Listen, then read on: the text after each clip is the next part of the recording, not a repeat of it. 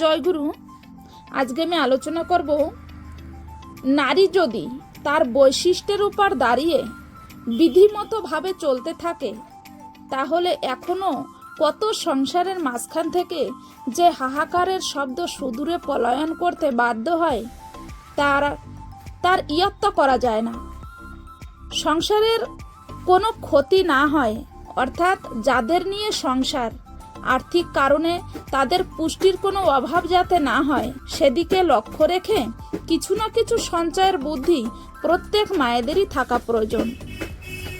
তাই ঈষৎ কৃপণতা মায়েদের একটি শ্রেষ্ঠ গুণ।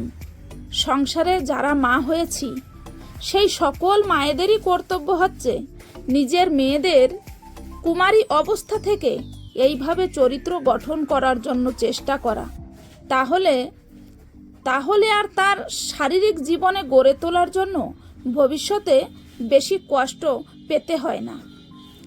সংসারে নারী কিরূপ হওয়া প্রয়োজন, অর্থাৎ তার কিভাবে চলা দরকার, সে সম্বন্ধে শ্রী শ্রী ঠাকুরের কথিত অনুশ্রুতিতে আছে, ঘর করোনার প্রত্যেক কাজে দেখবি হিসাব করে, কেমন কোথায় কি রাখলে তার নাশ ঘটে না ওরে, কেমন করে কি হতে কি বাঁচিয়ে রাখা যায়, সুষ্ঠু স্বল্প তুকের ভেতর কি লাভ কোথায়, এই নজরে এই হিসাবে দেখবি রাখবি করবি, টক বগিয়ে গৃহস্থালী উচ্ছলতায় ধরবি।